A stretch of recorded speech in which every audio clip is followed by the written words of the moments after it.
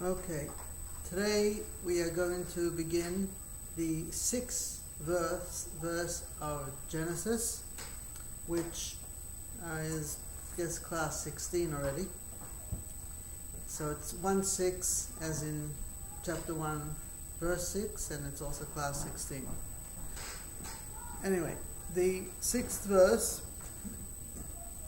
there are sheets which you have with the Hebrew and English, is Vayomer Elikim Yehi Rakia B'Sech HaMoyim V'Himavdil Bein Mayim LaMoyim.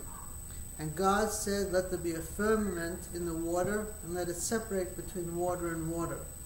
Very strange sentence.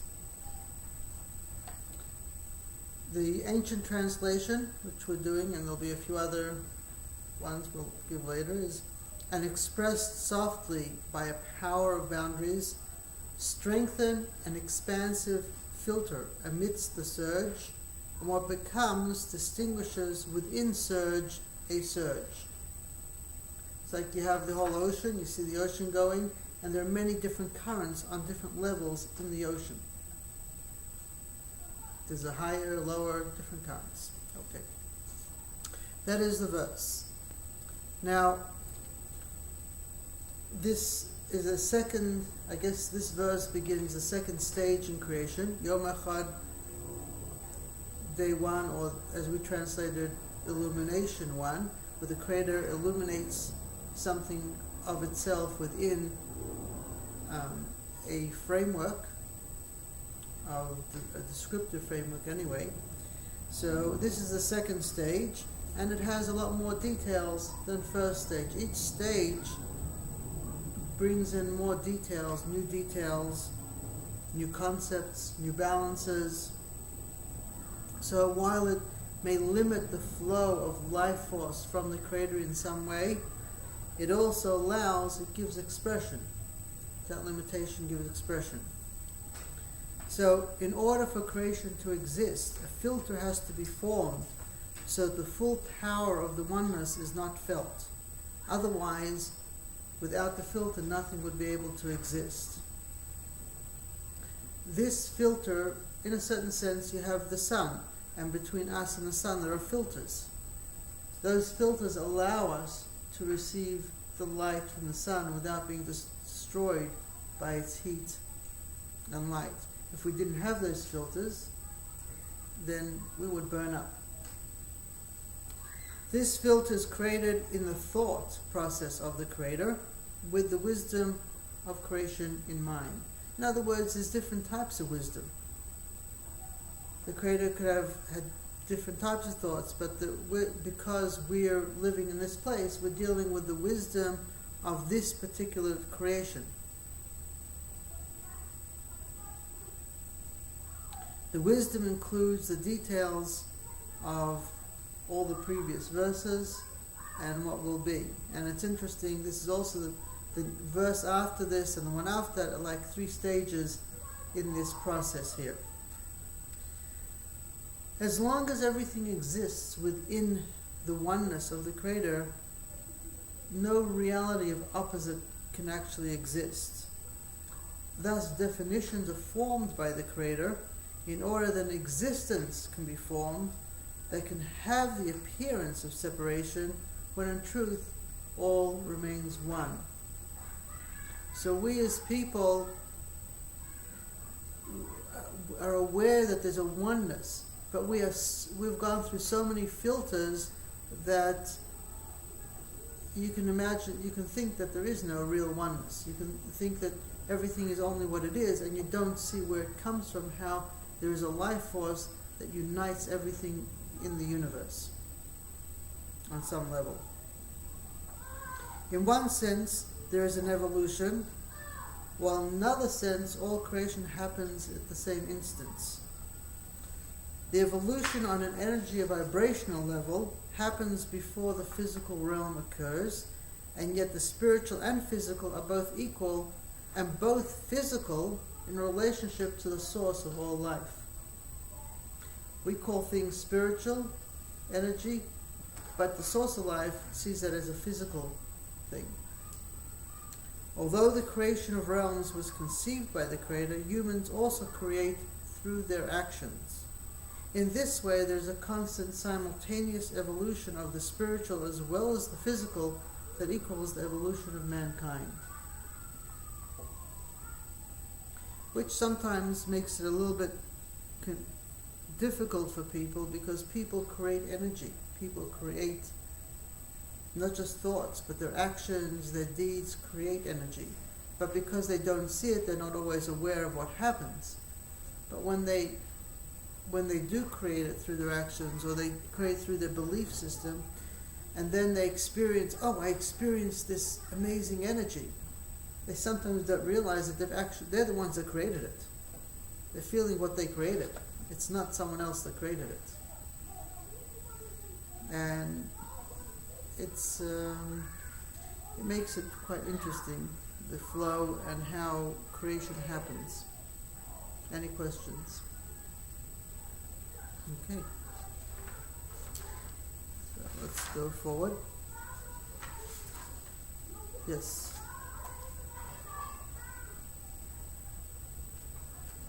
Do you think, or not do you think, the computer, Mm-hmm. do you think the Force brought it into this world, or it is truly the creation of man? You know what I'm trying to say?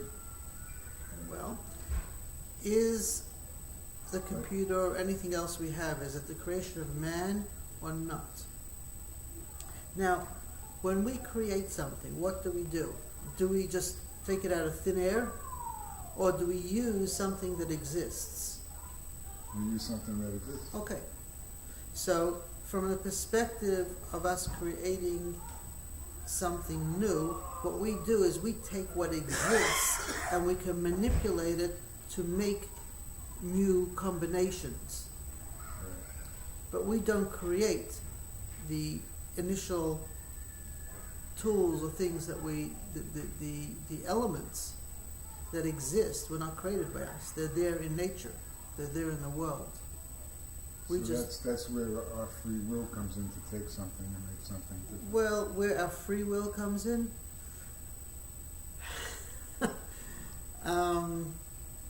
well, I don't know if it matters if we have free will or don't we have free will. If we have will, we do something. If we don't have will, we don't do something. How free it is or not, I don't know. A person can do a lot of things, and they're very, they're not free at all. Their mind isn't free. What I think I'm trying to express is that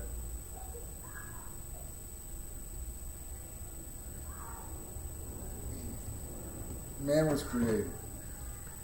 Okay. And do you think the Source knows from the beginning of what we were and could see where we end up? Well, the perspective of some people is that there was a creator, but that creator created the earth and isn't here. Some people see it that way. Their belief of a creator is a defined idea. God is a definition, and they put God in the heavens. God is an entity, okay? And once you put a description to something, you limit it to wherever you want to limit it to. So some people see the creator as being something that created something, two separate ideas. Because that is the way we as people create. We take something, we make something else. The essence of the element that we're dealing with isn't dependent on us. And therefore, we only manipulate it. So when you're looking at manipulation, then you have two different elements. This existence didn't come by manipulating one thing and making something else. There was nothing there. There was a point before time where there was no earth, there was no space, none of this existed. So this creator creates all these elements, but it doesn't take something else to create it. It uses its own thought. The thought of the creator is so powerful that when it thinks something, it happens. So everything that exists is within everything exists is within the thought of the Creator. And so as long as you're thinking about something, it exists. The moment you stop thinking about it, it ceases to exist. And the same thing, the Creator life force that gives life force to everything is constant to everything. Every element that exists is constantly in the thought process of the Creator, which is what Rosh Hashanah is. It's not a new year. We don't celebrate a new year. It's called the head of the year. The concept of Rosh Hashanah is that we pray that the Creator continue thinking about us for another year and give us life for another year. Because if it stops thinking, we cease to exist.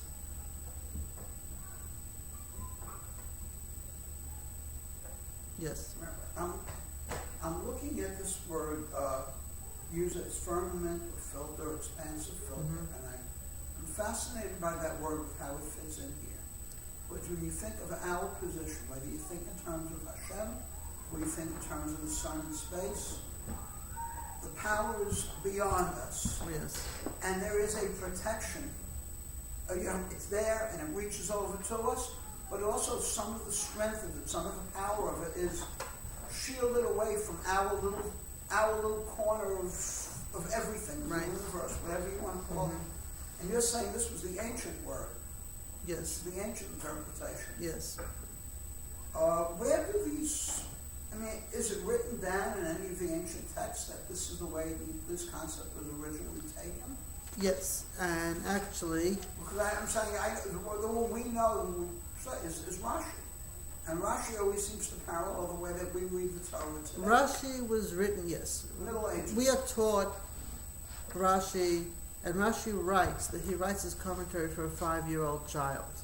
Yeah, He doesn't write the depth of his understanding, he writes it in a certain way, and that is accepted as a simple way of understanding the text. Yeah. But there are many, many more different ways of understanding it. And I write an expansive filter, which I will explain later on. I'll give a reference, Kliyakar. Tosas Shalom explains that the word reka means flattened out. There are a number of meanings to it. We'll go into the words later on. But the reason I actually use the word expansive filter is, I guess, interesting, but I'll explain the difference. When you read something, you read the Torah text, and different people interpret it. Rashi interprets it, different commentaries. Each one interprets it in whatever way they see it or understand it. Okay, which is fine. That's the way it's supposed to be. You're supposed to use your mind to understand. Now, some people translate it. Rashi actually brings this down, not on this verse, but he brings it down in other places, the difference between Rabbi Akiva and Rabbi Yossi HaGlili. He normally doesn't quote names of who interpret things, but last week in Parshas Shoftim, he does. He brings Rabbi Akiva and Rabbi Yossi HaGlili. The difference, they have a number of differences in the Talmud in different places.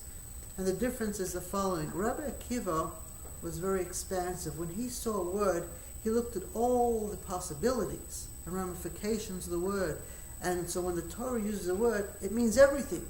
Rabbi Yossi HaGlili, on the other hand, was very narrow. He said, no, it only means one thing. It's one word, it can only mean one thing. It doesn't mean the other things.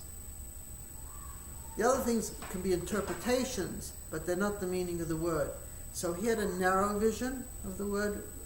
It was very narrow. Rabbi Akiva very comprehensive. In the same way, when people in school as children were taught it in a narrow way, as a story, as a nice thing, things you can learn. It's a narrow way of understanding it. You're not taught to expand, to see all the different ramifications and meanings of the words and letters, and that takes you into a different realm, because how are you going to teach children about energy and atomic substances and all this other stuff?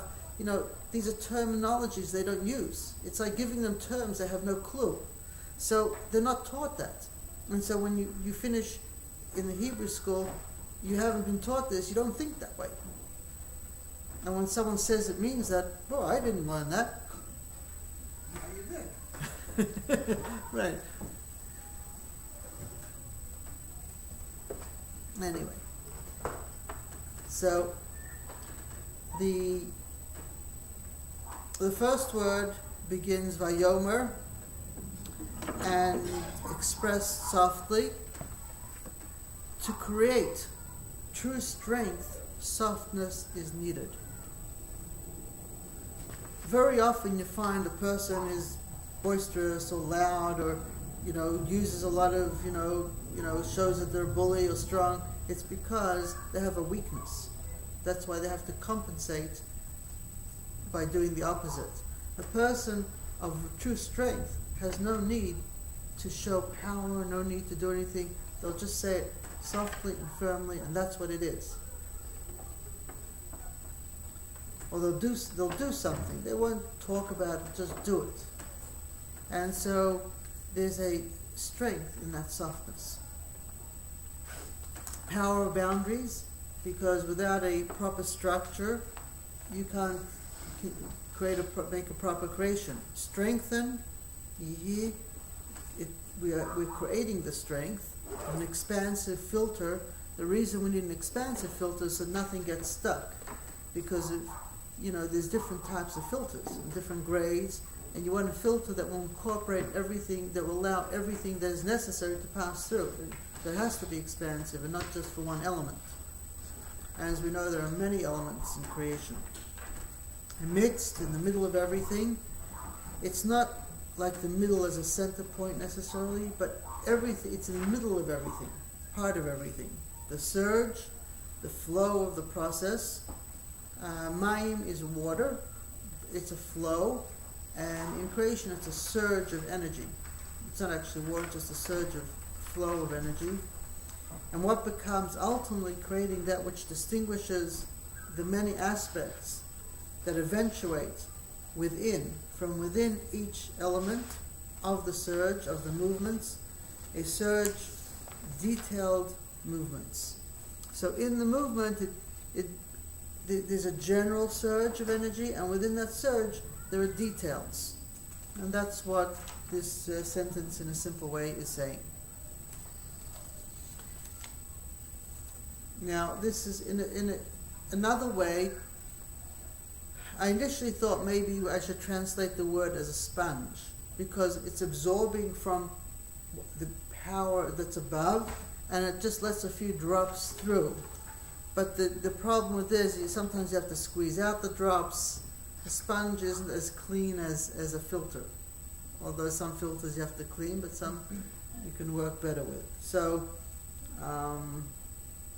you could look at it as a sponge, but I chose to use the word filter.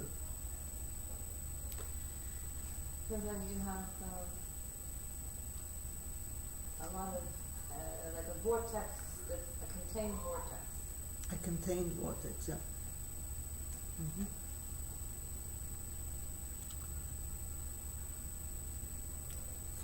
Okay, so another thought here in this verse, as the power of boundaries creates more definition, there remains a pureness that's not limited to the definition.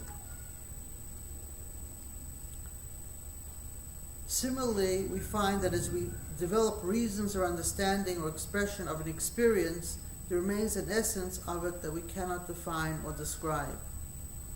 Only a person with a truly open heart can understand or relate to that part of self that we do not have words for. Many times, there's a certain pureness a child has, but as that child grows, it loses that pureness. That doesn't mean within the child, within a person, that the pureness is lost forever. It becomes buried and hidden. So there are adults who do still have an openness to that pureness, no matter what goes on, because they've always kept it open. There are people that are so blocked they don't know it's there, and sometimes they have to go through experiences to open it up. And there are other people that don't believe that they could have a pureness because they've experienced so many things and they know so much. How can they have a pure heart? So that pureness remains within everything, whether it's obvious or whether it's hidden, it's there. That pureness is the pureness of the Creator. So from our perspective, we may not see it, but it's there anyway. What word do you translate as filter? Do you have a translation there? Yes.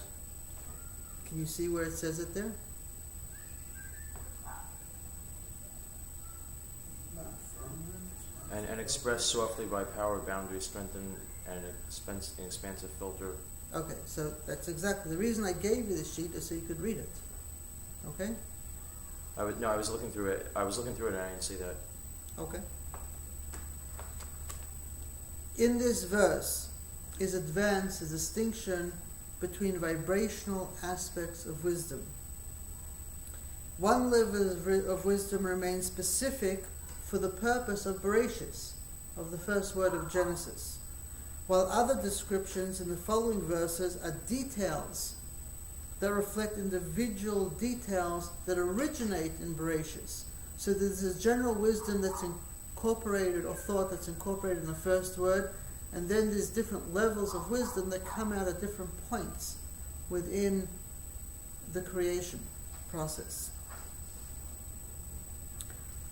So further levels of wisdom are distinguished for each level and aspect as they develop in thought and forward expression. Everything has its own wisdom. And in that sense, when a person, a human being, makes something, creates something, takes something, one thing out of another, it's also an expression of wisdom. It's part of the wisdom of the Creator. The Creator's wisdom is not limited to a human being's wisdom, but the human being taps in to an aspect of the wisdom of creation. So a person can be wise and brilliant in one area and totally hopeless in another, because they've tapped into a piece of wisdom, but it's not all the wisdom. No one has all the wisdom. We all have bits and pieces.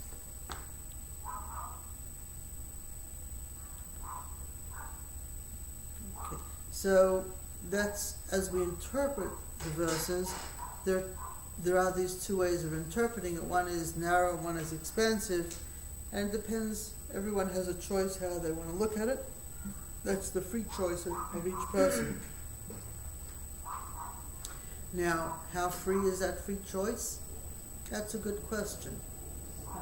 Essentially, choice should be free, but it's not. Sometimes it's hindered by our experiences or beliefs or feelings or whatever. There's sometimes things that block our choice from what we've experienced or gone through.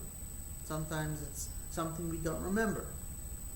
So we have choice, but free choice it doesn't really matter. You have choice, you don't have choice. If you call it free choice or not, doesn't really make a big difference.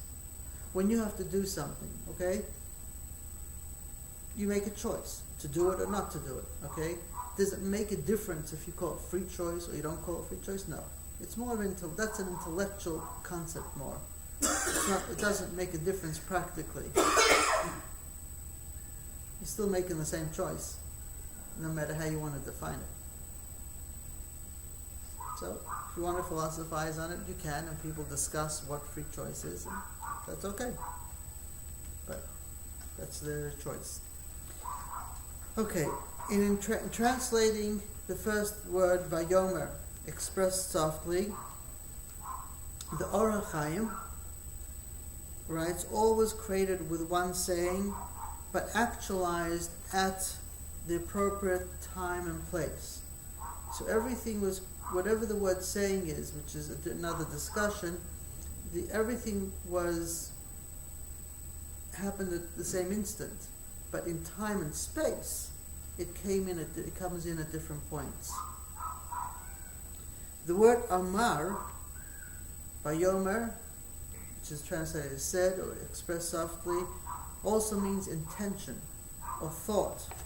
As it says in Exodus chapter 2, verse 14, to kill me, you say.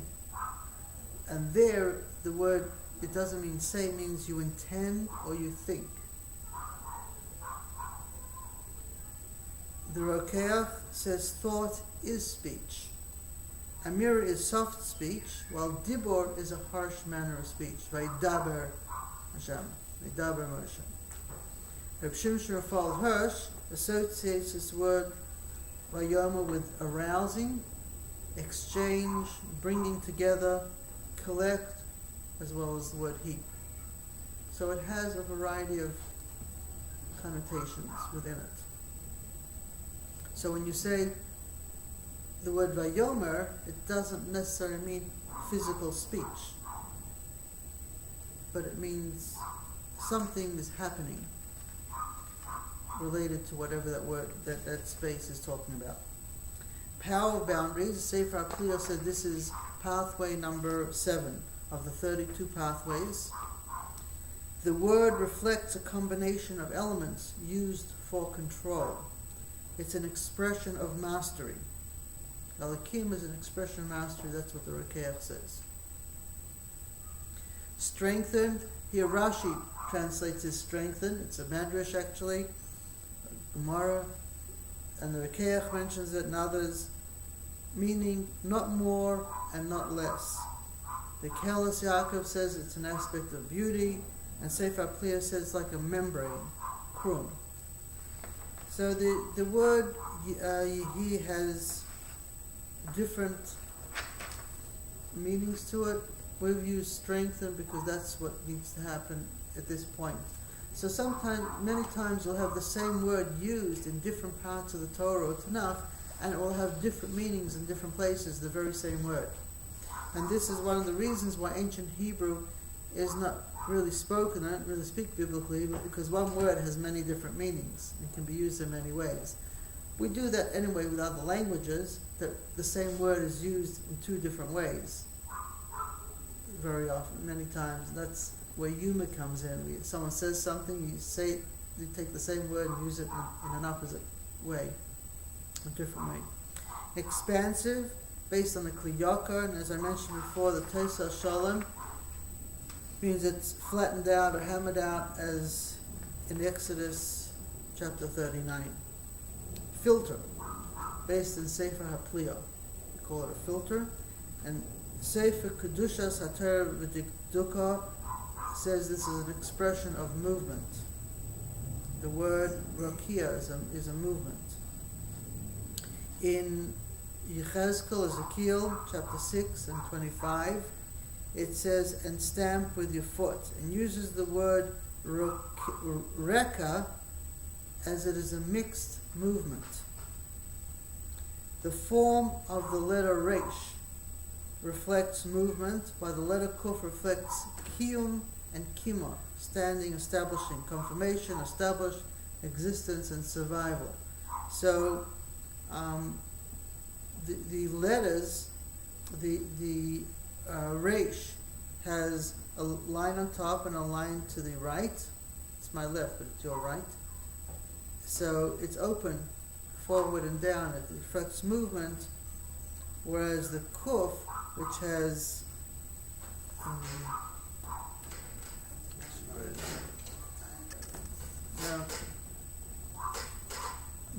the resh is just the top line and the right line. The kuf has another line that goes all the way down, which Anchored, held in place.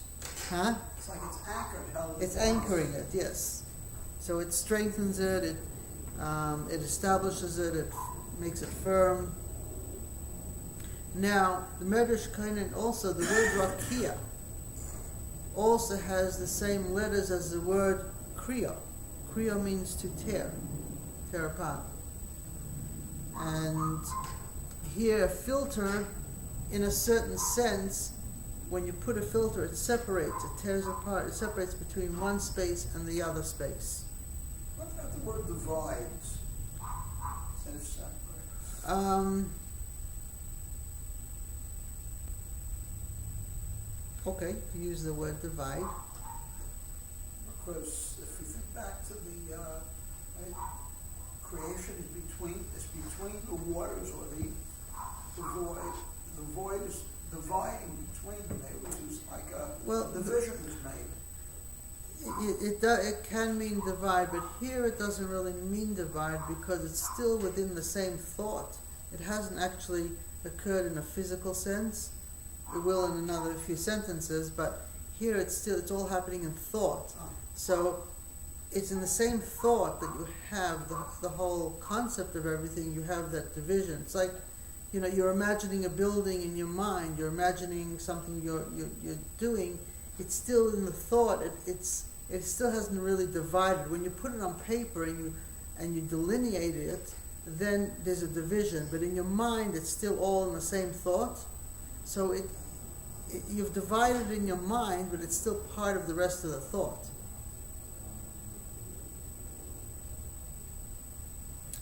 Amidst what?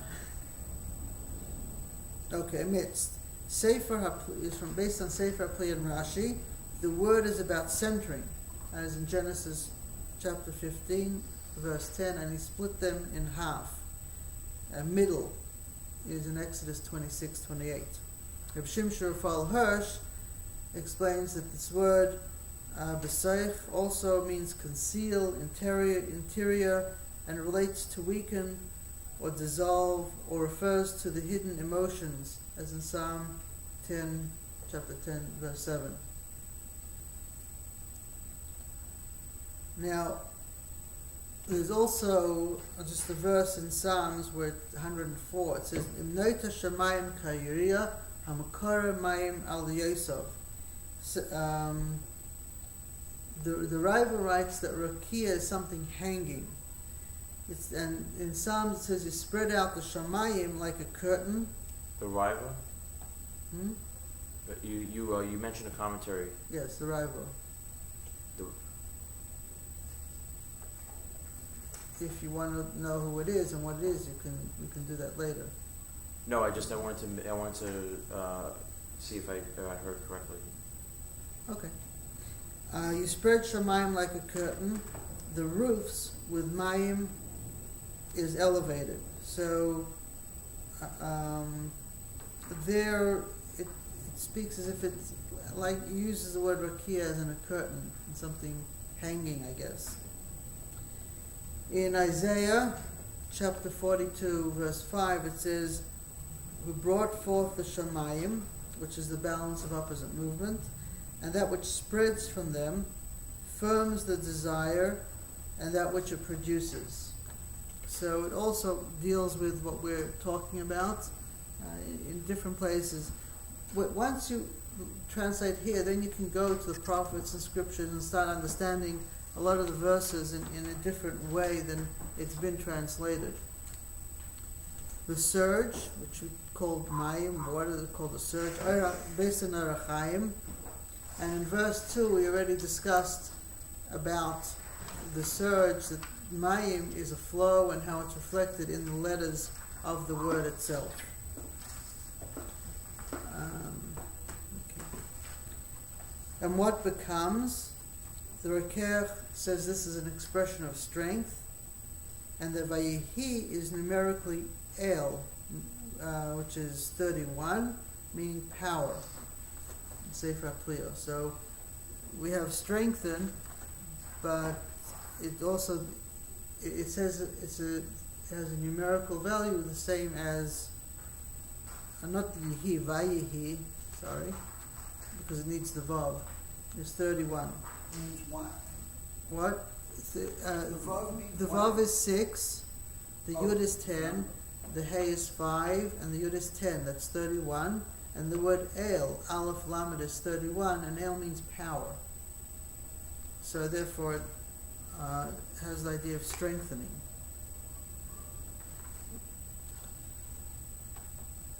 Distinguishes, I use that translation based on the Rekeach. Within, the Rava writes, is a difference if the Bain is followed by the letter Lamed or Vav. This would mean that there's not just one within, but many levels of distinction. So here, it says Bein Mayim Lamayim, so it means there's many levels of distinction. The Shimshon Raphael Hirsch explains that the word means insight, understand, build, and mediate. That's the word bain. Surge. Mayim is a plural expression, and a surge, Zohar, many levels, right and left, upwards and downwards, all different forces. Okay, any questions? No? All right. Now we'll go to another little piece, and I'm going to give you two other ways of translating this verse, and then we're going to go to further meanings of all the words. Two other ways of translating this verse. One is the following: drawn forth in thought a power of boundaries, allowing light yet firm movement, centrally located within the surge, and it becomes string as a mediator, building wisdom and understanding. Another way of translating the verse could be: further movement is aroused in a masterful way, beauty spread through a fine mixture, internally concealed through the surge, empowering each level with insight from one surge to another. So that's just an example of, if we spend time with each word, how we could actually translate the verses in many different ways. I give the example just to show that we're not doing everything. There's a lot more than even what we're doing here in class. Okay. Further word meaning. We're going to now explain a little bit more of the words. Vayomer. Vayomer, and express softly. The word and is a vav. The next element or stage in creation continues from sentence 2 regarding the surge. In sentence 2 it says V'roch Elokim rachefas al pnei hamayim. It uses the word mayim and surge in the second verse. In the previous verse, distinction is brought forth in creation.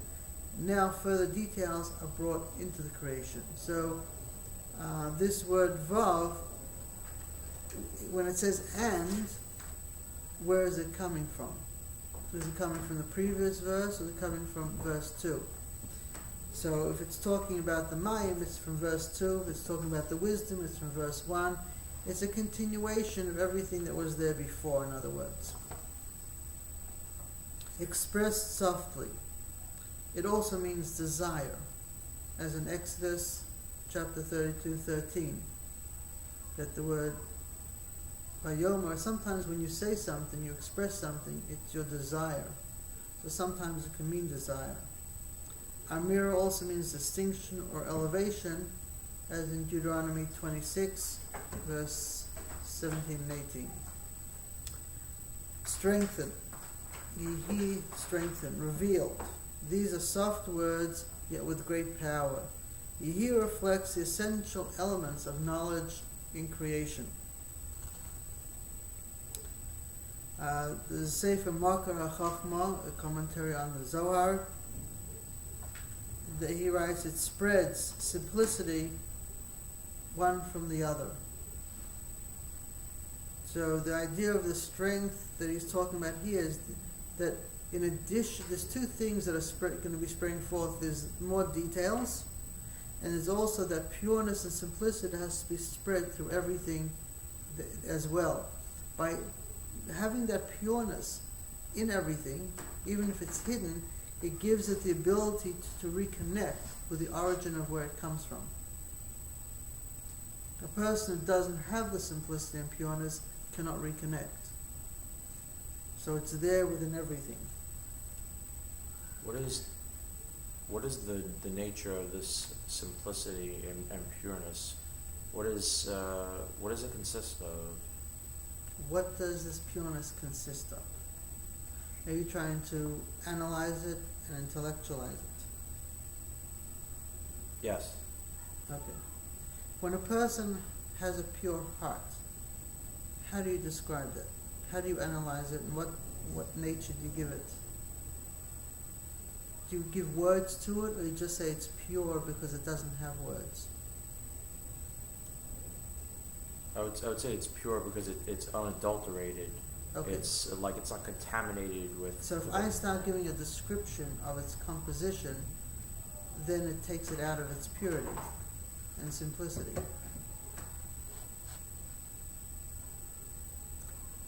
But if I leave it in its pureness, then that's what it is. It's like having like a clear understanding. You know that's not not contaminated with any kind of A clear Yetzer hara. understanding that's not contaminated is good, but the clearness of mind is not the same as the clarity of a heart.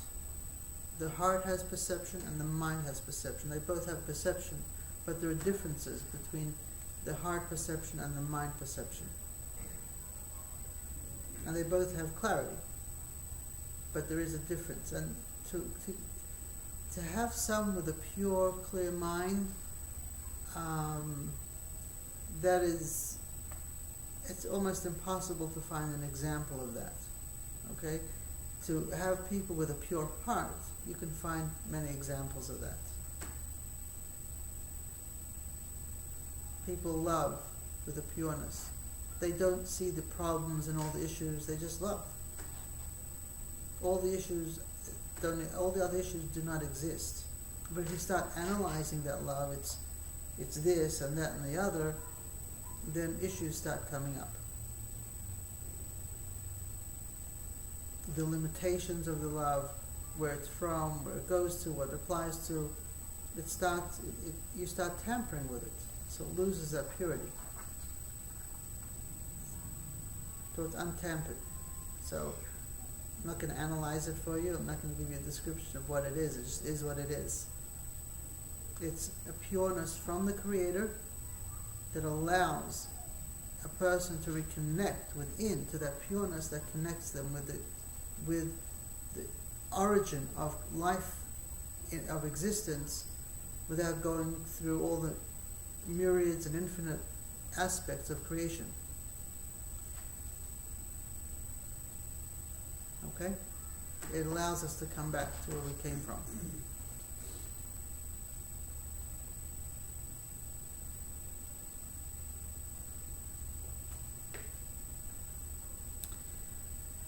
Filter. The word rokia generally refers to a sky, rokia, heaven or space above a specific element in creation. Sometimes it's used in a general term, as in this sentence, this verse, and sometimes it refers to a specific level of the heavens, of the skies. The word reish kuf he, or reka, means shetach, an area or expanse. The letter yud fills that area. The letter yud, reflecting the Creator, fills all space. That's why rakia is an expanse which has the yud in it, that the Creator fills that expanse. The reason we use the word filter is because a filter receives or absorbs, I guess, in some way from above, and allows sustenance to flow through it. Whatever is supposed to flow through it, it flows through it, giving to the creations that are more limited. In this and next verse, energies, spiritual forms of all kinds are created. So although the verses here, this one, the coming verses, don't describe all the types of energy that come about, it's written in a general sense, and there are many details. There are many types of creations that are created as well. They're not described in the Chumash, but they're descriptions in different ancient texts. In its numerical value, we find that Roki, Reish Kuf Yud, equals, Reish is 200, Kuf is 100, Yud is 10, so it's 310. And then you have the letter Ayin. Ayin is 70. 310, it says there are 310 worlds that will be revealed and given to everyone in the future. So that those 310 worlds are at this point, as well as the 70 forces that are sources of energy for guidance and natural control for specific physical and spiritual creations. So you want to know what this idea of 70 nations is? It's from the ayin of Rakia. Those distinctions of 70 come from this place, the letter ayin, which has a vibration of 70. And the other part of the word deals with 310 worlds that will open up to people after their experience of this world is finished, and we transition to another space. So this is why people say there are 70 nations or 70 languages. There may be many more nations, many more languages, but over here it's based in 70. Later on it splits up into many, but it begins from 70. This level encompasses 70 seats of guidance from the Creator within the creation. The word Roki can be spelled as Kir. Kuf Yud Resh is a Kir, which means a wall. And the word El, Aleph Lamed, power equals 31. 10 times this word is 310. The word El is power. 10 times the word El is 310. The Rakia also acts as a wall between levels of creation. So while we translate as a filter, sometimes it can actually be a wall. You don't see what's from the other side of the filter, which is, as you pointed out, a division. But a filter filters, a wall doesn't let anything through. No. A wall, the idea of a wall is the idea you block something out. Right. But walls not all walls block everything out. Many walls are porous. Okay. Okay. It just depends on the wall you're making. The holy wall, it's holy, it has full of holes, right? Right. You're bringing quantum theory into this very electron tunnel. I mean, Yeah. it's a wall and it's a physical thing, but things pass through. Absolutely. And now the numerical equivalent of this is Arafel. Arafel is a level of darkness. Just as darkness conceals that which is in it, so too does bright light in creation hide things by not allowing viewers to see due to the brightness of light. So you call light something that reveals, but if it's too bright, it's hiding whatever's there also. The word Mayim is mentioned 5 times in this section, reflecting 5 types of Rekiim. The Talmud and Chagiga mention 7 or 8, Vilon, Mochain, Arvos, Zvul, Shchakim, Rakia, Main. Rakia is a central line and has many names, each according to what it affects. So this filter, or these ferments, or whatever you want to call them, there are many different names because there are many different applications and vibrations and frequencies that this applies to. So Rakia is a general term, and there are many different aspects. The word Rakia is actually mentioned 5 times in level 2 of Genesis, of creation, and which reflects that there are 5 levels of Rakia at this point.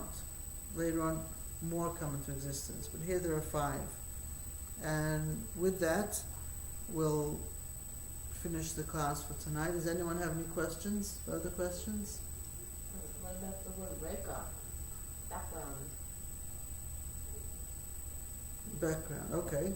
So it's like, this is expressed often by power boundaries, strengthening with a background so that this surge.